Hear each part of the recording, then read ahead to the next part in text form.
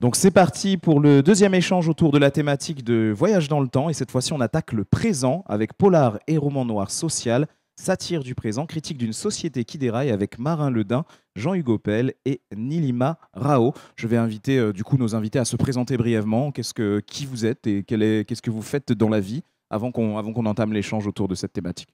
Qui veut commencer? Marin, vas-y.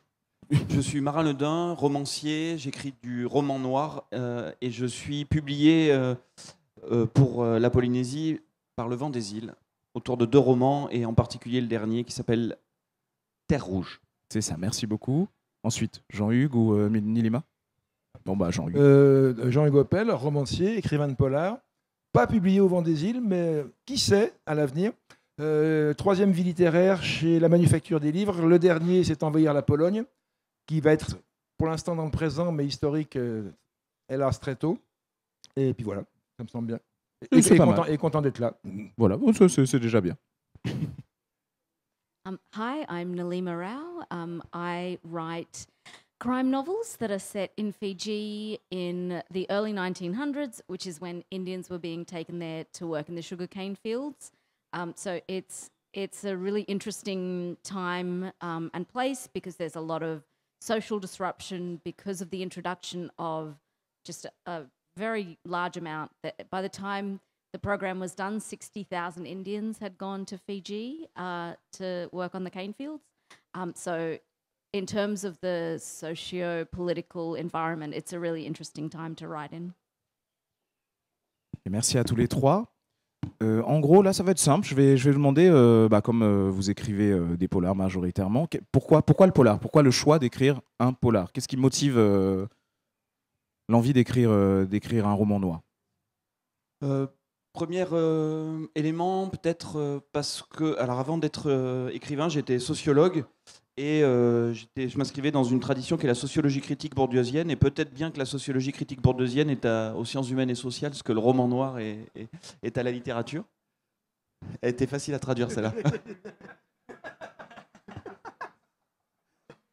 La deuxième raison, c'est que le roman noir et le polar est fondé sur un de ses postulats, c'est l'acceptation de l'idée de violence. Et en particulier l'idée de violence sociale. Ce qui fait qu'il y a un contrat tacite avec le lecteur. On est d'accord pour dire qu'on vit dans un monde ultra violent, en particulier envers les personnes les plus vulnérables, les enfants, les pauvres, les femmes, etc. Et qu'une fois que cet accord établi entre nous, on peut commencer à décortiquer et à parler de ce qui ne fonctionne pas.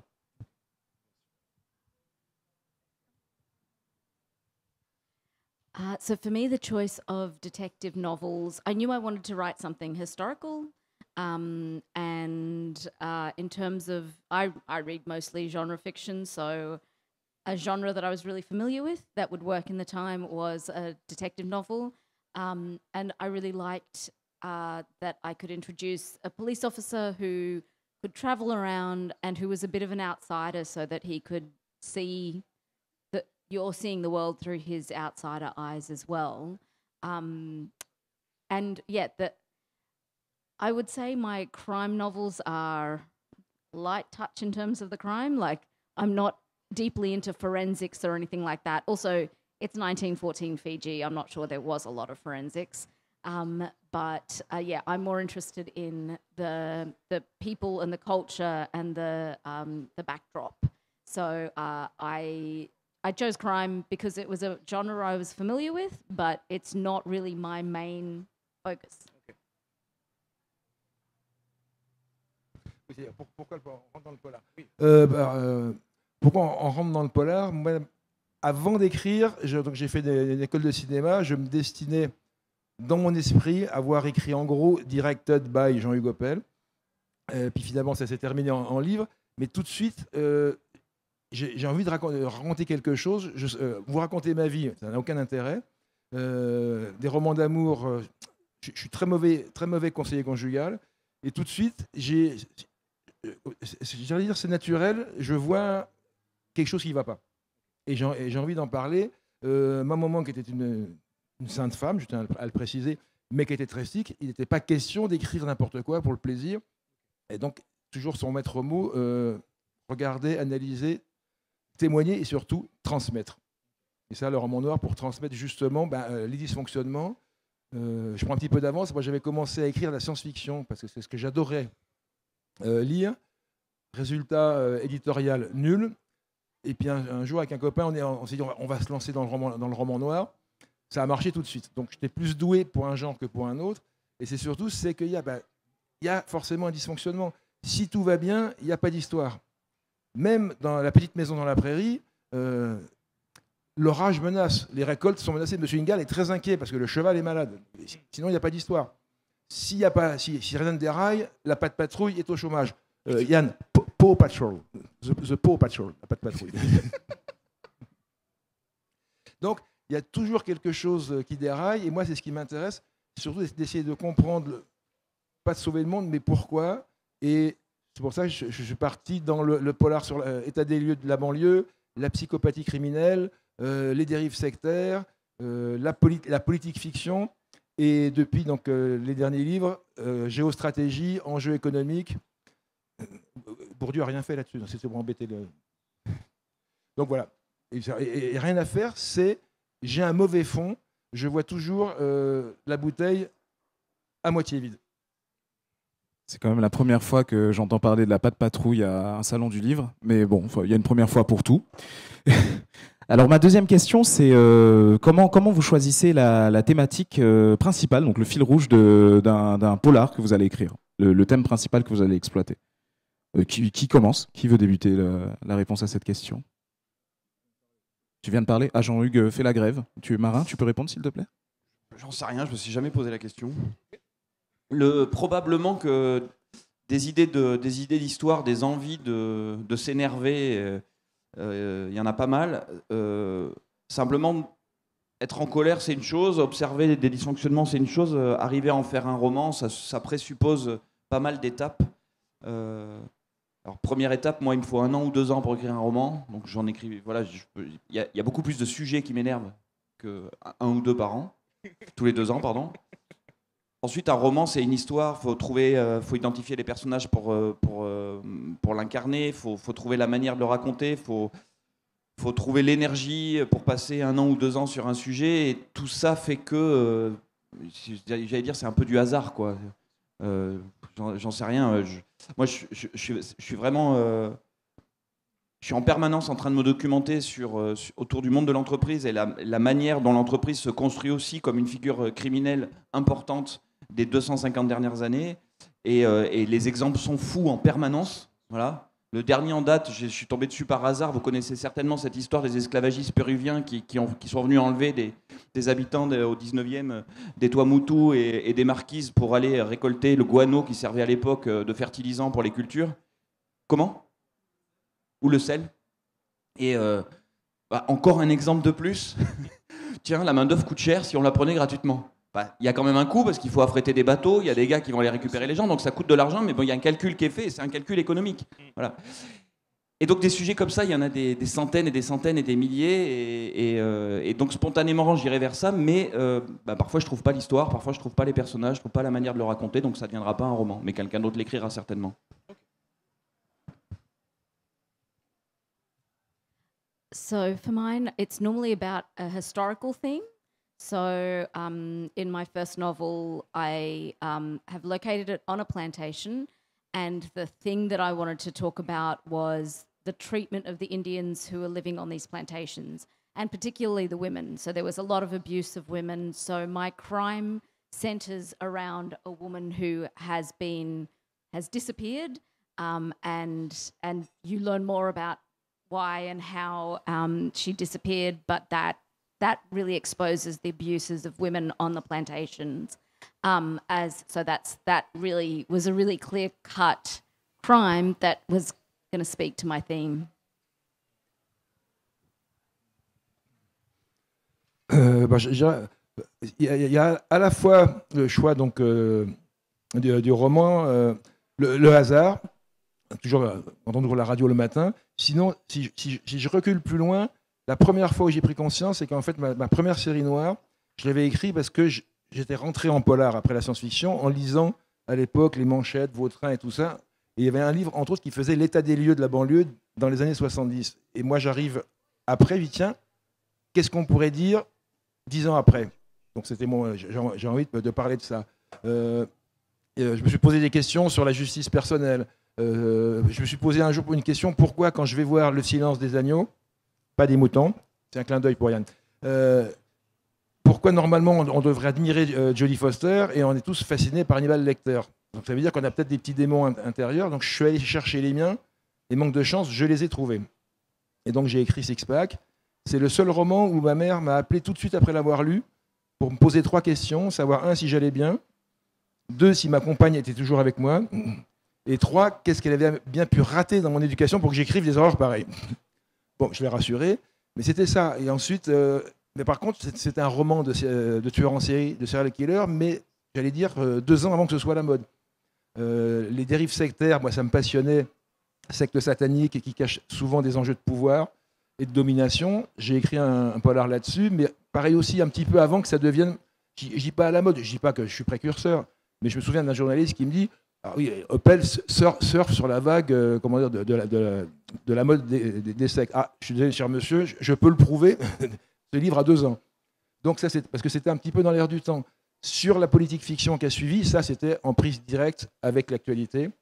Avant maintenant, comment dire, Réveiller le président, c'était sur la dissuasion nucléaire.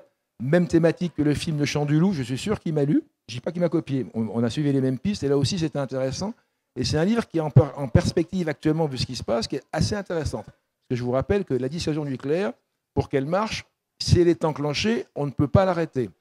D'ailleurs, si elle est enclenchée par erreur, je vous laisse faire la suite.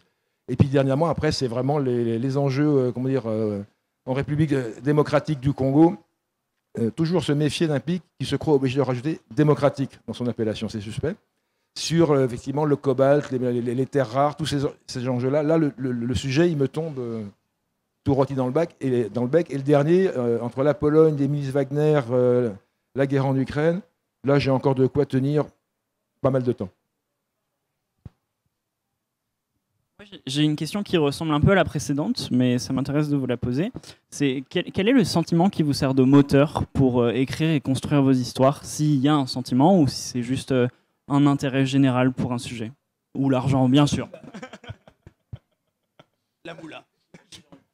Juste la moula. Non, j'ai dit ça toujours en rigolant parce que souvent, même quand on rencontre des classes, ça les intéresse. Je dis, c'est aussi un métier, ben, on gagne notre vie aussi comme ça. Alors, c'est pas si c'était vraiment l'appât du gain ma première motivation, je n'écrirais pas ce que j'écris. Ça c'est sûr et certain. Mais par contre, je ne serais pas avec vous aujourd'hui, à mon avis.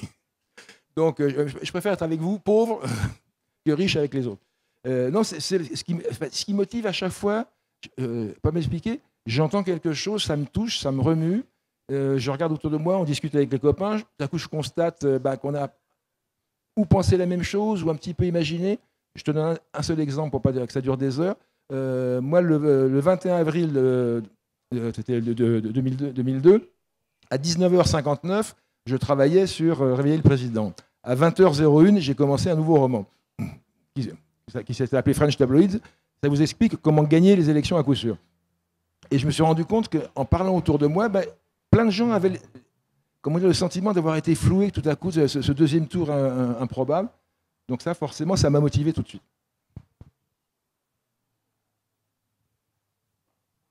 Non, personne d'autre? Ah si, je croyais que j'attendais que tu répondes.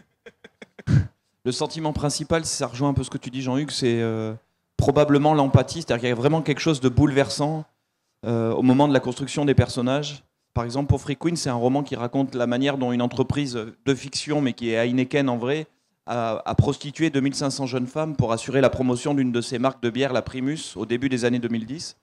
Il y a eu 120 000 candidates à ce poste pour 2500. Enfin, c'est un truc hallucinant.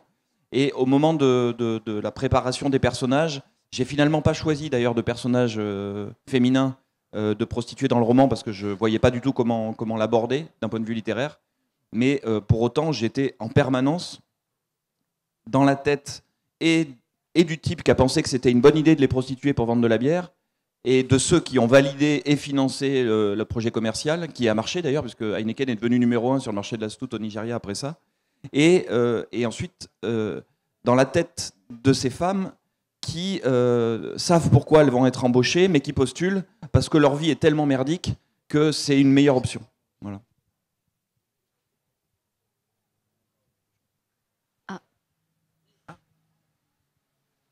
Yes, I probably agree with Marin.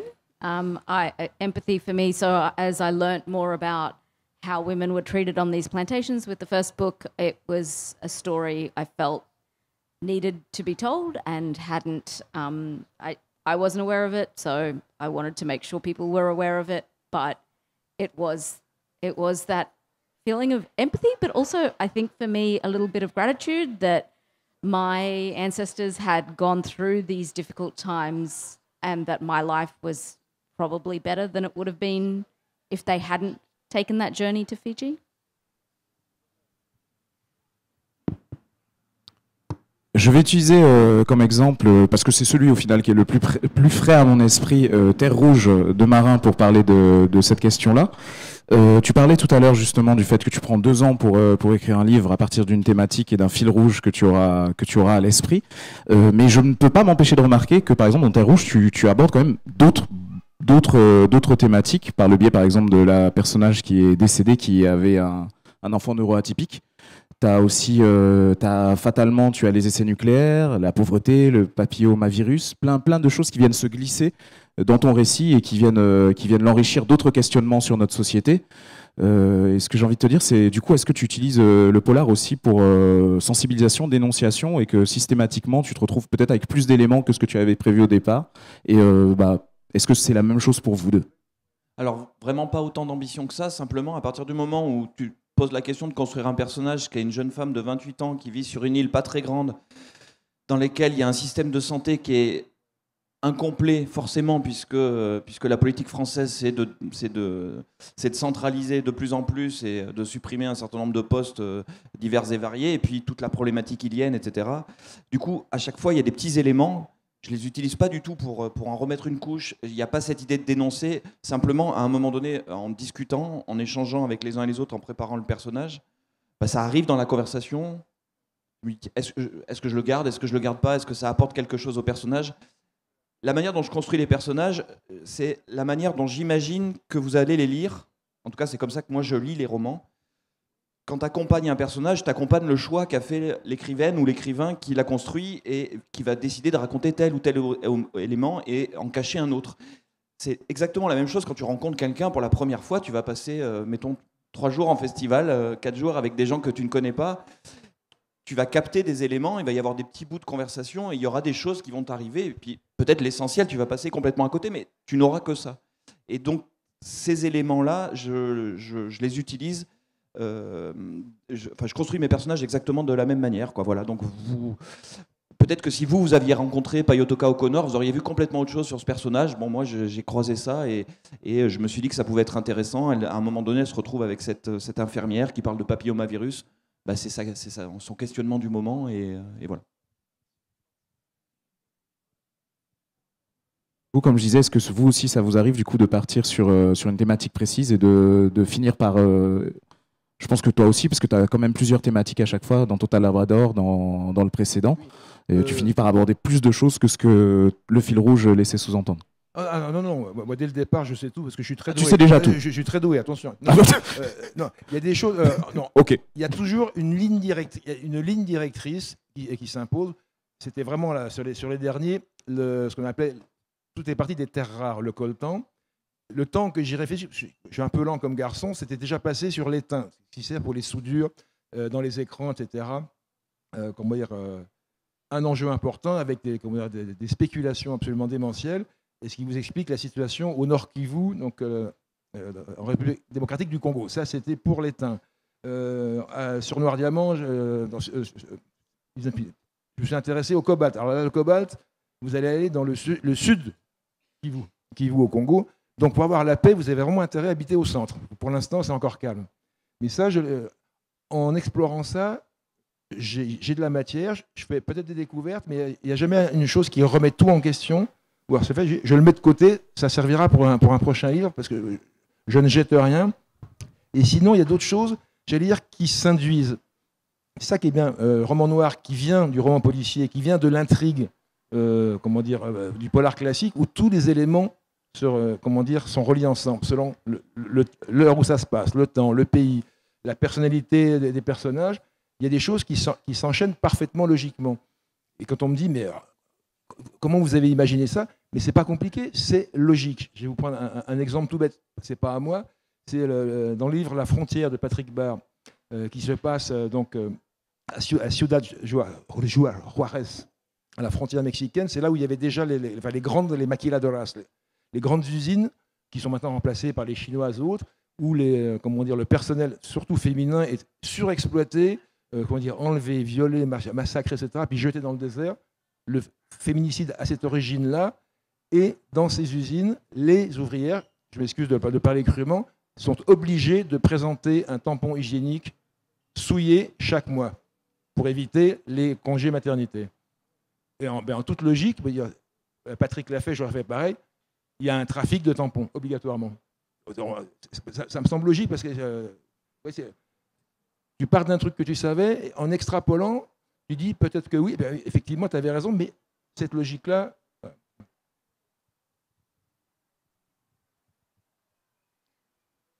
So the question was, do I find additional themes as I go along? Yes? Yeah, so for me, yes. For example, in my second book, I started off just focusing on what was happening to the Indians, but for some parts of the book, I needed to focus on the Fijian, the Itaukei, the indigenous Fijian culture. So, and as I went through, I discovered issues about land rights that were affecting the indigenous people in Fiji. So that led down a whole new path and introduced a whole new sort of subplot and an additional crime into the novel that I wasn't originally anticipating having there. So it was good in terms of the plot, but it also was really interesting in terms of an additional theme around colonization that I could add into the story.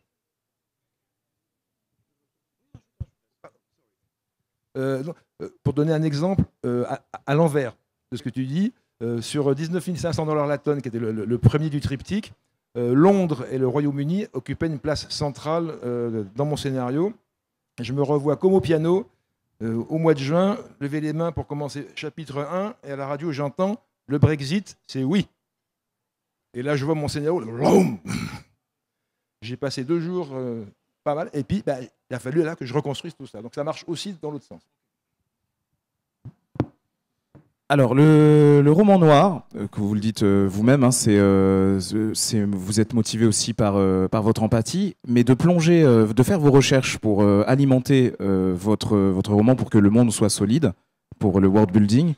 Est-ce que de voir au final la facette la plus sombre de l'humanité, ça ne finit pas par impacter votre santé mentale, votre quotidien? Non, mais c'est une vraie question. C'est très sombre en fait le polar et les recherches qu'on fait avec. On découvre quand même des choses encore plus sombres en plongeant dans les recherches. Est-ce que c'est pas compliqué émotionnellement et mentalement à gérer aussi? Oui, mais du coup à chaque fois ce que tu trouves aussi c'est des résistances.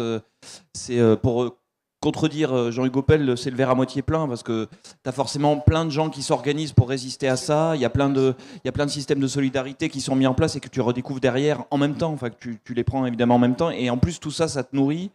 Et donc, du coup, ça t'enrichit. Au final, tu es beaucoup plus riche après la documentation qu'avant. Ah bah écoute, tant mieux. Jean-Hugues, tu as quelque chose à rajouter? Juste un exemple pour que ça soit concret pour les gens. Dans Free Queens, donc, je m'étais intéressé à cette pratique commerciale de Heineken pendant 3 ans au début des années 2010. Et je me suis pris en pleine face un mouvement MeToo propre au Nigeria qui s'appelait EndSARS et qui était une mobilisation absolument fantastique au départ d'étudiantes et d'étudiants qui voulaient militer contre les violences policières envers les prostituées nigérianes et en particulier des prostituées originaires d'une ethnie qui s'appelle l'ethnie Igbo, qui est du sud-ouest du Nigeria. Et puis ce mouvement a pris une ampleur dingue dans tout le Nigeria, puis dans toute l'Afrique, qui est abreuvé de cinéma, de télévision, de culture, de musique nigériane. Le Nigeria, c'est la première puissance économique d'Afrique, et qui s'est ensuite exporté dans toute la communauté internationale, notamment afro-américaine par exemple, et qui a été soutenu par des tas de stars, etc. Et tout ça, c'était... alors à la fois c'était une grosse claque parce que j'ai découvert qu'il existait un mouvement culturel mondial et que par ma couleur de peau et mes origines françaises, j'en étais complètement exclu et je l'ignorais totalement. Donc ça, c'est le verre à moitié vide. Mais du coup, je m'y suis intéressé, donc c'est le verre à moitié plein. Et puis d'un autre côté, voilà, ces solidarités énormes et ces mouvements hyper puissants qui ont amené à la destitution de cette police dont je parle dans le roman.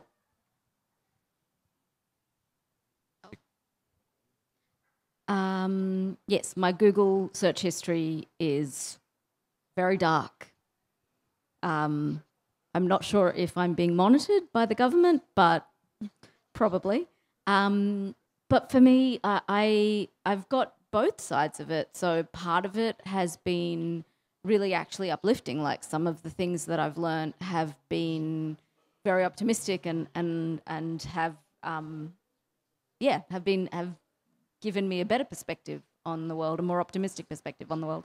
But also there are a lot of dark things, and it's in my ancestors' past, but it's a few steps removed. So I think I don't find it as traumatic. I find it interesting because I'm looking at historical issues, and it's also helping me in terms of understanding the present, because a lot of what happened with the Indians in Fiji is still happening in other parts of the world today. So in the Middle East, there are Indians who go there to work in construction mostly, who get their passports taken away from them, and who then have to work under horrible conditions because they're trying to send money home. So it's grim, but I would rather know about it than not know about it.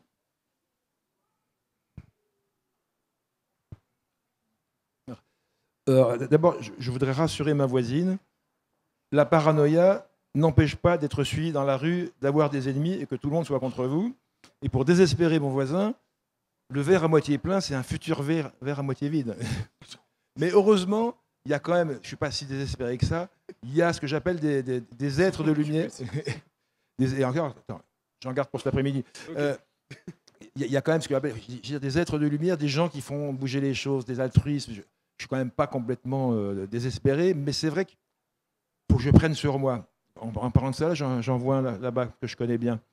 Mais il n'y a rien à faire. Quand je rentre là-dedans, j'arrive pas à m'en dépêtrer. Alors j'essaie de faire des gros efforts. Là, depuis quelques temps, j'ai trouvé une héroïne, c'est la première fois, parce que souvent, mes personnages ont du mal à arriver entiers à la fin des livres pour pouvoir revenir, déjà. Et là, j'en avais une, et que je trouve qui m'a servi justement un petit peu à adoucir un petit peu le pessimisme et à ouvrir de nouvelles portes. Mais c'est pas facile. Alors, je ne savais pas qu'on pouvait casser l'optimisme de Marin et citer la patte patrouille juste avant. C'est quand même assez contradictoire. Alors, la dernière question que j'aimerais vous poser, donc le polar, fatalement, bon, ça s'influence aussi avec, tu le dis souvent, la radio quand tu écoutes de l'actualité. Du coup, si vous aviez un fait d'actualité qui vous donnerait envie d'écrire, ce serait lequel, là, tout de suite, à chaud? Et ce sera très certainement la dernière question, parce qu'après je laisserai la parole au public pour interagir avec vous. Un fait d'actualité, quelque chose que tu aurais vu à la radio là récemment, qui pourrait motiver l'écriture d'un polar. Je suis méchant avec vous. Hein. Je vois Marin qui a envie de me jeter le micro au visage. Non mais moi en ce moment, je sais pas comment on peut faire ça en polar, mais j'aimerais bien être une espèce de petite mouche qui suit Donald Trump.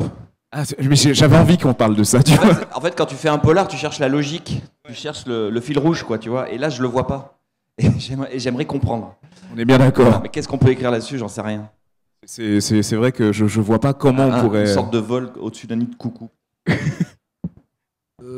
Non, moi, par contre, il y a plein de sujets qui me donnent pas envie d'écrire des polars, mais qui me donnent envie d'écrire que des choses bien, d'apprendre qu'on est quasiment sur le point d'éradiquer la malaria. On est quasiment sur le point d'éradiquer la maladie du sommeil, mais qu'avec la politique du camarade que mon camarade a cité, qui remet en cause tous les trucs médicaux, je vais encore faire un polar. Il n'y a rien à faire. C'est vrai. C'est la faute à toi. Justement, ces petits êtres de lumière qui travaillent là-dessus, on fait des progrès, mais on recule. À chaque fois, c'est un pas en avant, deux pas en arrière, c'est un peu fatigant. Mon rêve, ce serait d'ouvrir la radio le matin et de me rendre compte que je suis au chômage.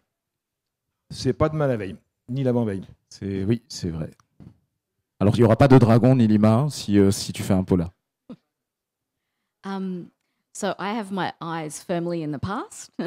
So for me, it's not about what I read in newspapers or see in the current media, but in the library, in my state library where I live in Australia, they've got all of the old Fiji Times, the newspaper of Fiji from 1914, 1915, 1916, which is when my books are set.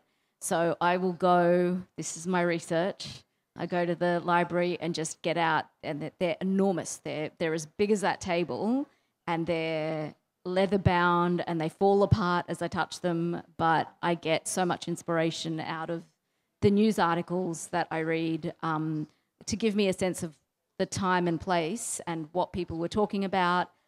So before each chapter in each of my books, there is an article snippet that's a true article that came from the newspapers at the time. That doesn't necessarily relate to the plot, but it relates to the feeling of whatever happens in that chapter. Et du coup, on va donner la parole au public. Est-ce qu'il y a des questions, des interventions, des témoignages même? C'est possible aussi. Est-ce que quelqu'un veut prendre la parole? Apparemment non. Ah si. Ah bah voilà.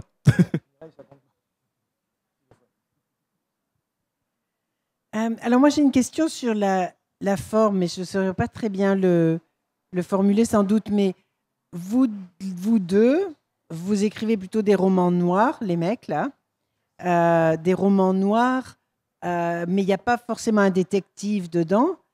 Et Nilima, toi c'est plutôt une mystery, les mystery novels avec un détective qu'on va retrouver plusieurs fois, auquel on s'attache, qu'on suit, etc. Donc c'est un petit peu sur ces différents types de romans noirs que pour moi c'est un peu flou. Donc si vous pouviez parler de ça et de vos choix de style.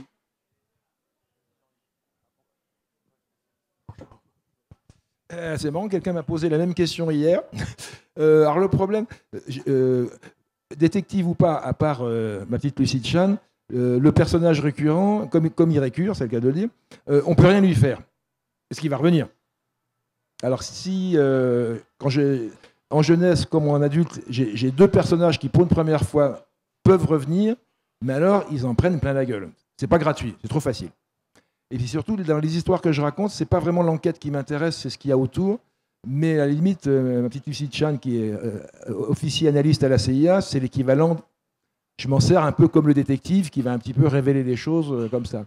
Mais je vous dis, c'est vraiment la première fois que quelqu'un peut revenir.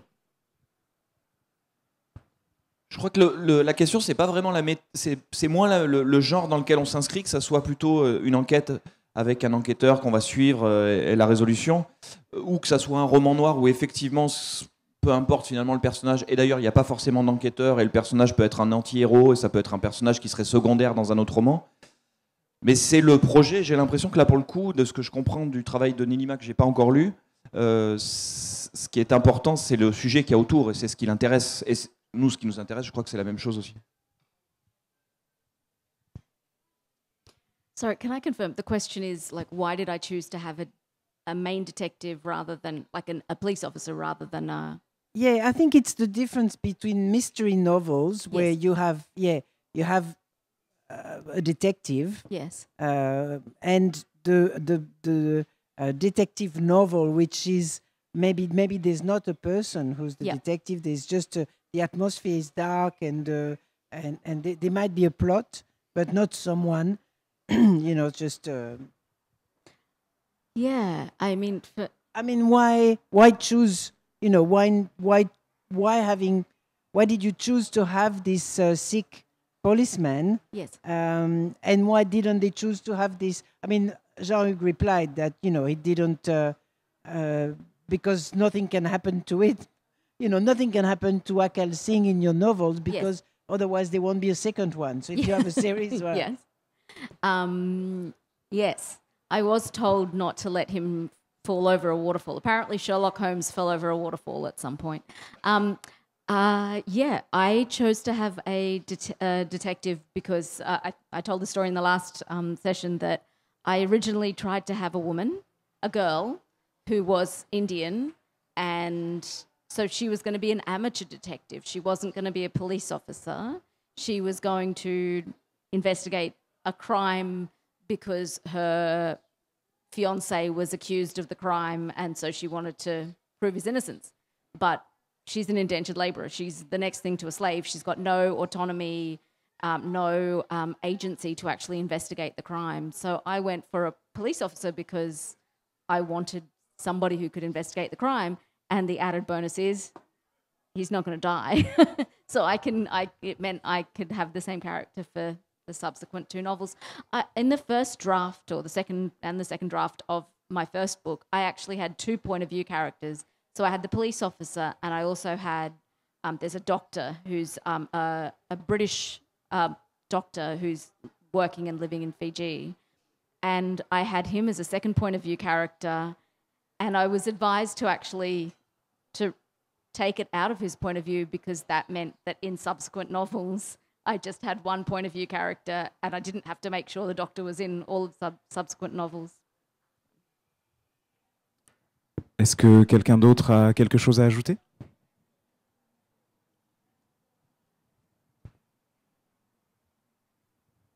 Merci.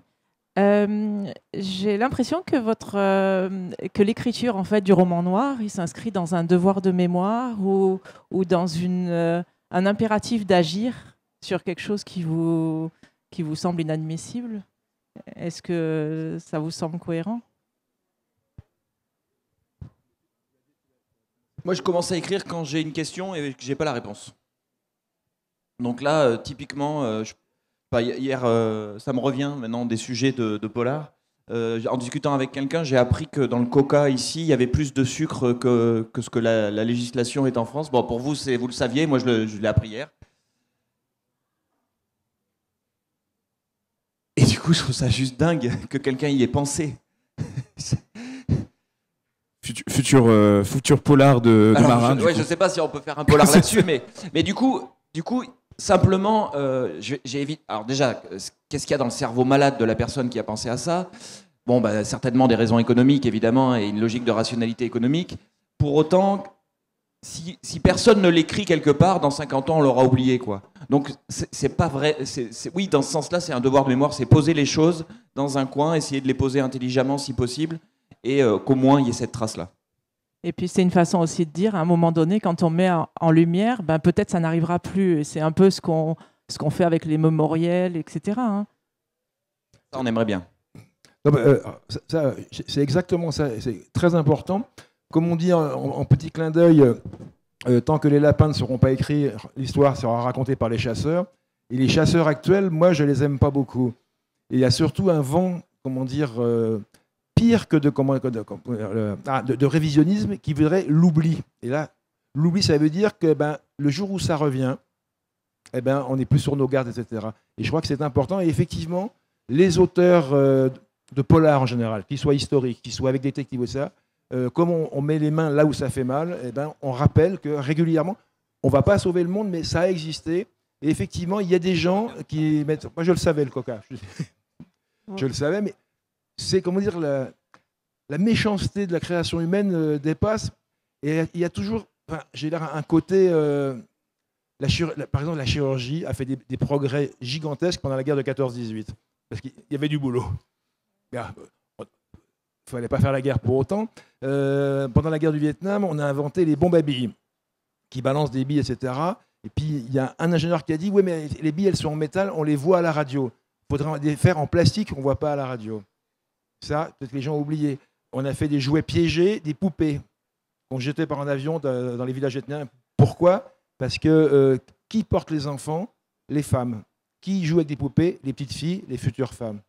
Et bien, il y a des gens dans des bureaux qui réfléchissent ça, mais de façon très logique, comme le sucre dans le coca. Et effectivement, peut-être que c'était oublié. Merci à nous de ne pas le faire oublier. Merci aussi. Et c'est vrai que vos romans, ils s'inscrivent dans le réel. C'est d'où ma question, en fait. Oui. Dans le réel, mais aussi, je pensais à ma voisine, aussi raconter le passé, ne jamais oublier tout. C'est une continuité, comme je disais, toujours transmettre. C'était avant, comment dire, sous l'arbre à palabres, la réunion sous le banyan. C'est très important de dire les lignées, de dire l'histoire. Yeah, and as I mentioned before, for me, yes, I did feel compelled to write these books because of what I learnt about my ancestors and what they went through. But as I said, I also think it sheds light. I hope that it sparks conversations, inspires conversations about what's still happening. There's still indentured labour going on in the world today. The conditions may be slightly different now, and where people are going is different, but there's Southeast Asian nannies going to Hong Kong who are effectively indentured labourers. There's Indians going to the Middle East. So it's still a very relevant topic and something that I wanted to continue to bring to light. Et ce sera donc le mot de la fin. J'aimerais des applaudissements, s'il vous plaît, pour tous nos intervenants. Jean-Hugues Opel, Nilima Rao et Marin Ledin. Merci, on a parlé du polar, donc c'était le présent. Et du coup, c'est terminé. Merci à tous d'avoir assisté à cet échange. La suite, bientôt.